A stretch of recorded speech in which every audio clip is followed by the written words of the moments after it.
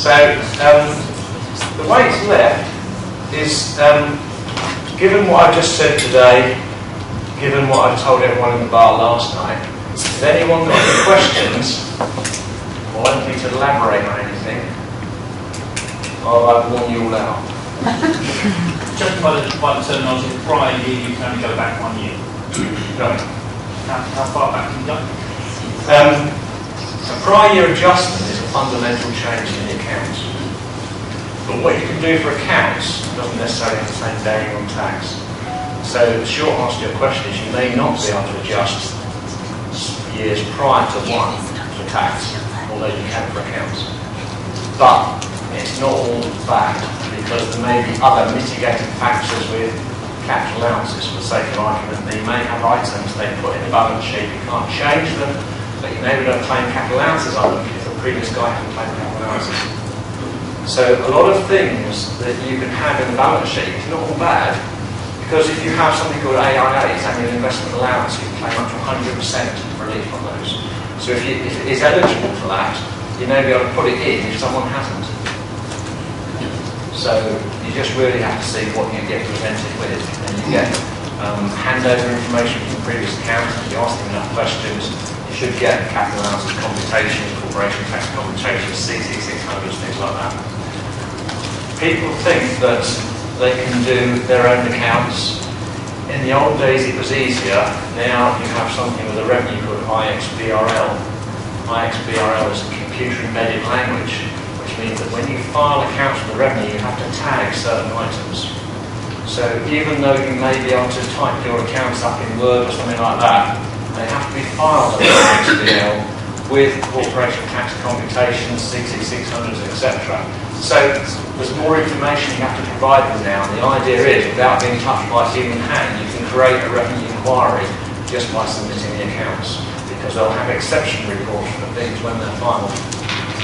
Exception reports means if the accounts change massively, things change that don't make sense, it may just trigger an inquiry. There's going to be a lot more inquiries out. If they are out, the potential fines are bigger, just be aware of it. That's corporate tax point of view and personal tax point of view. Filing deadline, personal tax, the 1st of January coming up, roll up, get it ready. Any questions? Another example of sometimes something that is staying with the classified on the other office that's around the grey area. There's probably loads. I mean, generally speaking, if there's something there already that you're replacing without an improvement, it's a profit loss item. There's a famous case of a colliery chimney, and they embellished the colliery chimney, and it was lovely. But that was classed as an improvement on the old one that they'd gone down, in which case it wasn't a repair. Broadly speaking, if you have a kitchen, you rip the kitchen out, as long as you're not putting in gold taps or the rest of it, then broadly that will be a like-for-like replacement.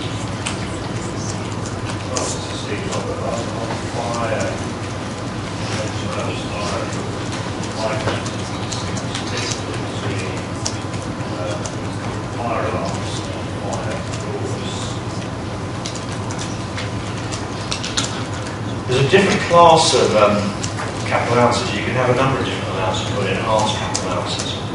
You can have allowances for writing down allowances and investment allowances. If you can class it as something that is a requirement under health and safety, you may be able to argue that you get 100% AIAs. So even if you can't put it down as the P&L, you can claim it as a capital allowances account, which come back to the same thing. But it's just a case of you've got to get it in the right slot, know why you get it in there. I mean, as I say, at the start of the conversation, these things are subjective. If you look at it, you've got to be prepared to buy and stand and fall as to how you come to your conclusions, and then be prepared to argue with the revenue. And if you don't argue it, then what's the point of taking a stance in the first place?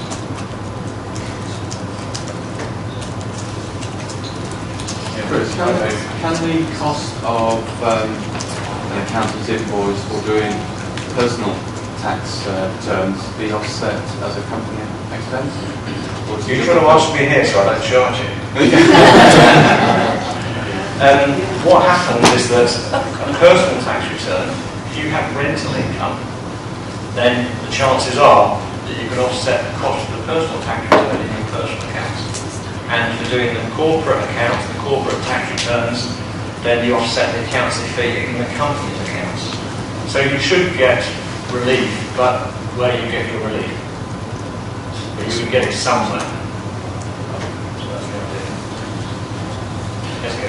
We want in BNLA, Association of Corporate Tax Claims on capital allowances. You use the phrase capital allowances a lot today.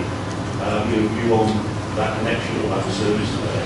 Yeah, there's the rules on capital allowances are actually changing on the 1st of April. You should be aware of this. I understand from Steve that all the people at the boot camp are advised to make capital allowances claims on HMO properties. And you can make claims, and I think Steve points you in the direction of one of the firms that does that. And there certainly is a benefit, yeah. So by all means, look at that. And that's a personal claim. Not the balance machinery piece, isn't it? Well, I think we tended to miss earlier on. I don't know.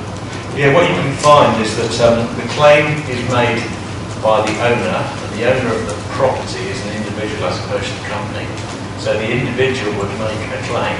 You would get a claim in your accounts, and then be able to offset that, hopefully creating a loss against your other income in the tax year. That's the way that would work. So it is a necessary service on top of what you do, then you think it's... We don't do it because the reason is because you have surveyors. You need chartered surveyors to actually go around the properties. So there are firms that do it, but we don't. But it's an adjunct. We have done it, some people here have done it with a service called ArthurCamp. And ArthurCamp do the work, and then they pass the details back to Chris, and they work together and you insurance and tax in that. That's the idea. Hi, Karen. There's one question which I know I've asked you, but it might be worthwhile mentioning it. How we deal with passive investors, whether we need to apply tax on the interest we're paying, and how we get the interest that we're paying our investors vested out the business, and how that will get accounted. The problem you've got is the company can't pay interest without deducting tax. And you have a declaration reform called an R185. What normally happens is if you have an investor, that investor is probably going to be lending the money to you personally. And then to the extent that you then use that as a deposit to buy a property, that interest is offset against your rental income.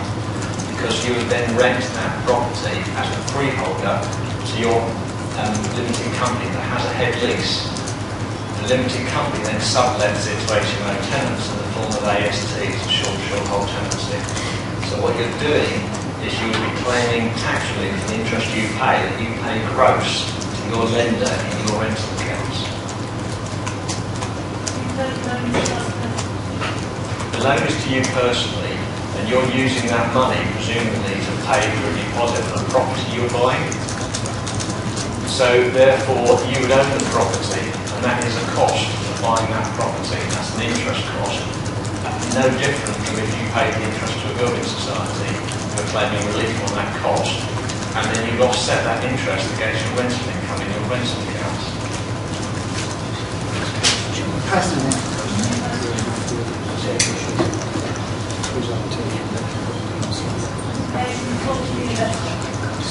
The interest, you don't deduct the tax.